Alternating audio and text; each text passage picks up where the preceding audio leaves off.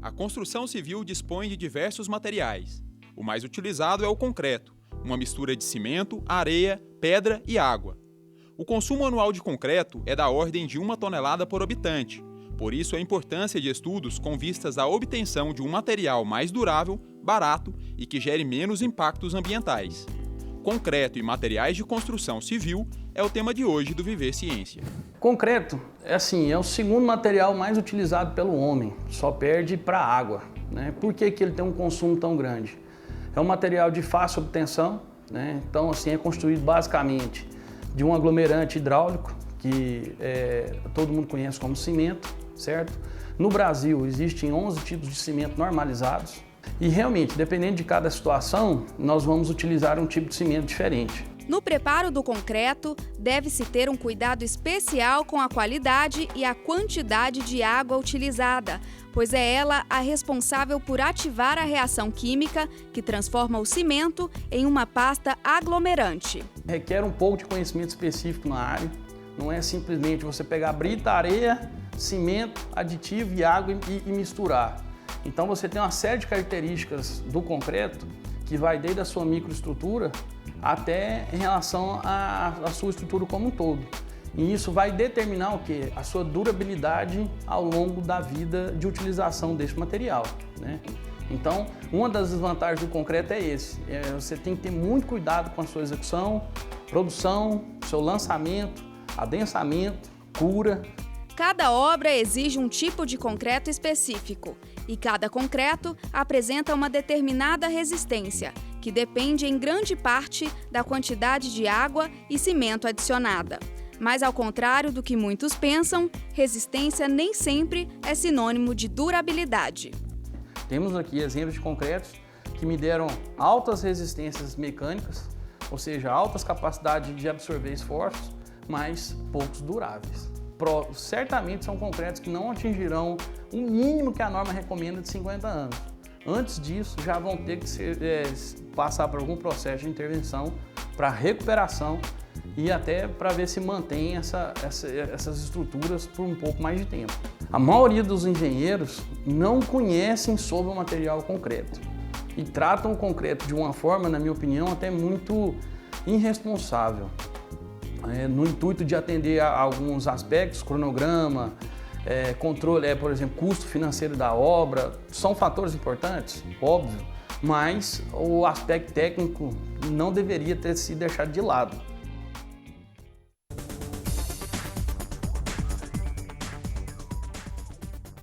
Olá, no Viver Ciência de hoje estamos falando sobre materiais e componentes de construção. Nossos convidados são os doutores em Engenharia Civil e professores da UFG, Helena Karaszek e Oswaldo Cascudo. Bem-vindos ao Viver Ciência. Obrigado. Obrigada. Bom, a gente começa o nosso programa respondendo algumas dúvidas do público. A primeira pergunta é do estudante Cairo Santana. Vamos conferir. Aqui no Brasil a gente tem a ABNT, que seria a associação que rege as normas técnicas para a construção civil. Eu gostaria de saber se, seguindo os requisitos mínimos da ABNT aqui no Brasil, qual seria a relação de custo e a relação de eficiência com base nos parâmetros de outros países, segundo as normas que são regidas em outros países. Professor Oswaldo, por favor. Bom dia, boa tarde. Com relação ao padrão custo-benefício das normas brasileiras, ela se situa no mesmo padrão das normas internacionais. O Brasil teve um avanço significativo nos últimos 20 anos na questão das normas técnicas. Nós possuímos um acervo bastante significativo de normas que garantem a defesa da boa qualidade das obras de construção civil e a defesa e o respeito ao consumidor, né? Na medida em que essas normas têm como objetivo primordial, como o nome já está dizendo, normatizar, regulamentar, padronizar. Então, o Brasil se situa no mesmo padrão, vamos dizer assim, dos países desenvolvidos. Claro que isso é um trabalho contínuo, é um trabalho continuado, essas revisões têm que acontecer e na medida que aconteçam, o Brasil vai se situar como hoje se situa num padrão importante. Próxima pergunta é do estudante Henrique Cândido. Com a entrada da nova norma de desempenho em vigor no mercado, quais alterações deve ter nos materiais para torná-los adequados? Professora Helena, por favor. Bom, na realidade, eu diria que não seria bem alterar, adequar os materiais, e sim adequar os sistemas construtivos à norma de desempenho. E talvez para facilitar eu exemplificaria da seguinte forma. Nós temos, por exemplo, um problema sério de recorde de reclamações, é a parte de ruído de impacto, que é o toque-toque nas lajes, né? Então, quando muitos usuários reclamam de estar ouvindo quando uma mulher anda de salto alto no andar superior, se escuta no andar inferior. Então, para se adequar à norma de desempenho, que é a questão de desempenho acústico, que é uma das questões específicas dessa norma, para fazer essa adequação, ela vai em nível de sistema construtivo. Então, eu preciso introduzir, na realidade, um novo material aí, uma manta acústica, entre o piso e a laje, de forma que eu consiga adequar, então, a essa necessidade do usuário, que seria o isolamento acústico. Quem pergunta agora é o estudante Alessandro Oliveira. Quais são os principais fatores que podem comprometer a estrutura de um prédio? Professor Oswaldo. Bom, classicamente os fatores que comprometem a estabilidade, né, a segurança, que implicam em perda e riscos à segurança estrutural, são aqueles relacionados ao projeto. Então, se você tiver erros de projeto, pode haver riscos, sim. E também os erros executivos, né? Nós temos uma mão de obra, muitas vezes, não qualificada. Então, se a qualidade da produção, da estrutura não for adequada, isso pode trazer riscos. Também a formulação e a especificação de materiais inadequados. Nós falamos inicialmente das normas técnicas. Então, os materiais que compõem ou que devem compor a estrutura de concreto precisam estar em conformidade com as suas normas de especificação, sem o que eu posso introduzir erros e trazer comprometimento. Isso são questões clássicas, fatores clássicos, mas eu posso dizer o seguinte, que um grande problema que existe no Brasil é a falta de sintonia, é a falta de compatibilidade entre os projetos e a agressividade ambiental, as condições do entorno da edificação. Isso, historicamente, tem levado estruturas a perder desempenho ao longo do tempo, e essa falta de desempenho, por exemplo, a baixa durabilidade, isso implica na ocorrência de manifestações patológicas, e essas manifestações patológicas podem evoluir para um estado crítico que leve o edifício ou a estrutura ao colapso ou à ruptura. Então, os projetos precisam nascer com a visão contemporânea do desempenho, em que você associa diversos parâmetros de projeto àquela expectativa de vida útil, como foi falado na introdução do programa. O Viver Ciência faz agora o seu primeiro intervalo. A gente volta em 2 minutos. Ainda hoje, você vai conhecer uma argamassa desenvolvida na UFG com fibras de sacos de cimento e cal. E ainda vai saber como funciona o Laboratório de Inovação Tecnológica em Construção Civil, o LabTech.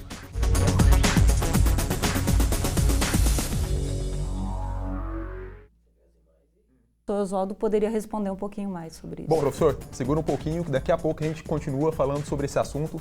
O Viver Ciência faz agora mais uma pausa. No próximo bloco, você vai conhecer o Laboratório de Inovação Tecnológica da Escola de Engenharia Civil da UFG. A gente volta em instantes.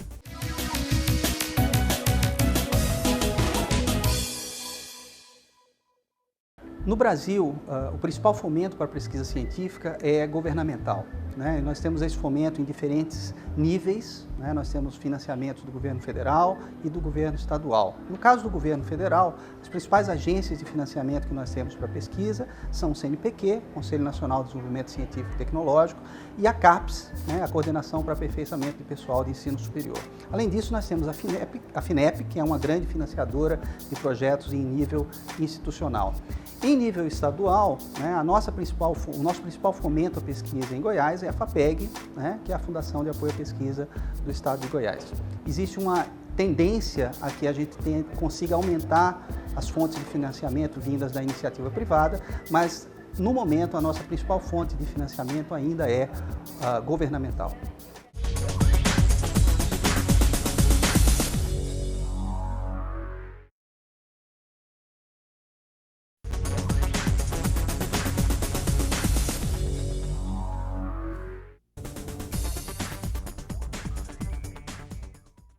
Estamos de volta para o terceiro e último bloco do Viver Ciência. No programa de hoje estamos falando sobre materiais e componentes de construção civil.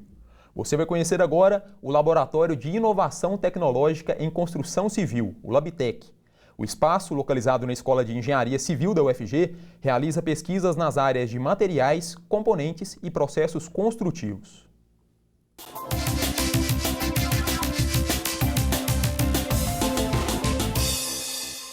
Eu sou o professor Daniel de Lima Araújo e atualmente sou coordenador do Laboratório de Inovação Tecnológica em Construção Civil, que é esse laboratório que nós estamos aqui da Escola de Engenharia Civil da UFG. Envolvidos hoje aqui diretamente, além de mim, temos mais dois professores, que é o professor Oswaldo Cascudo e a professora Helena Karaszek. Nós três trabalhamos diretamente dentro do laboratório, principalmente dentro do programa de pós-graduação em Geotecnia, Estruturas e Construção Civil, que é um programa de pós-graduação da Engenharia Civil ligado à UFG, onde os nossos alunos ingressam no programa e fazem as pesquisas dentro do laboratório. Na verdade, a gente compôs o laboratório de uma forma que a gente pudesse pegar todos os temas, ou toda a parte ligada à construção civil, e pudesse analisar de forma integrada. Então, a gente tem dentro do Labtec um laboratório de química, nós temos um laboratório que trabalha com durabilidade das estruturas de concreto armado, um laboratório que trabalha com a parte de reologia de argamassa, temos essa parte central que a gente trabalha aqui, que é a parte de produção de concreto. Depois a gente faz a estocagem desse material, até da cura do material, e depois a gente faz os ensaios mecânicos nesse material. Além disso, na parte superior, a gente tem um laboratório de mecânica computacional, que a gente pode fazer, através de análises computacionais, uma previsão, por exemplo, do comportamento das estruturas de concreto armado. Do ponto de vista do mercado em si, a gente tem Digamos assim, a construção civil é bastante próxima do mercado, então tudo que você precisa hoje desenvolver de novas tecnologias para a construção civil acabam passando necessariamente por pesquisas. Do ponto de vista dos alunos, como a gente desenvolve pesquisa dentro do laboratório, os alunos estão sempre envolvidos com a gente, então isso acaba complementando a própria graduação do aluno, que ele se envolve nas nossas pesquisas, seja através de iniciação científica, seja através de estágio voluntário, sempre tem alunos conosco envolvidos nas pesquisas. O laboratório está aberto para que as empresas que têm interesse em desenvolver novos produtos ou novas tecnologias trabalhem em parceria com a gente, dessa forma a gente possa trabalhar conjunto, ou seja, a nossa pesquisa acadêmica com o interesse do mercado. Professor Oswaldo, por que os engenheiros são quase unânimes em dizer que a construção civil no Brasil tem caráter artesanal? Deixa eu discordar um pouco dessa afirmativa. Eu acho que a engenharia de construção no Brasil ela é uma engenharia heterogênea, não necessariamente artesanal. Existe toda uma informalidade no setor, isso a gente tem que combater. E essa informalidade, a engenharia da informalidade, ela traz uma série de não conformidades, traz práticas muito antigas, artesanais, mas não é verdade que isso é uma tônica da engenharia brasileira. Nós fazemos coisas de ponta em nível internacional, porque nós vivemos numa sociedade globalizada. Então, se você olhar, por exemplo, especificamente a construção civil, a gente vê técnicas muito avançadas, como, por exemplo, hoje em dia, a projeção de revestimentos de fachada, a produção de revestimento de fachada por meio de argamassa projetada, como, por exemplo, a tecnologia de produção de estruturas de concreto por meio do concreto alta-densável, que é um concreto silencioso, ele não precisa ser vibrado, ele caminha sobre as formas, isso envolve alta tecnologia, um concreto aditivado, como, por exemplo, o uso de balancins elétricos, cremalheiras, a possibilidade que você tem hoje em dia de ter a armadura da estrutura de concreto cortada, dobrada e montada. Se você tiver um sistema de gruas, você já vem com isso tudo montado da indústria. Então você elimina em várias grandes empresas hoje de Goiânia, você já tem eliminado, por exemplo, o armador, a pessoa que faz a armação do ferro ou do aço dentro do canteiro de obra. Então, por exemplo, o marceneiro, aquele cara cortando tábuas para fazer forma, isso se acaba no momento que você tem a forma racionalizada, o sistema de forma racionalizado.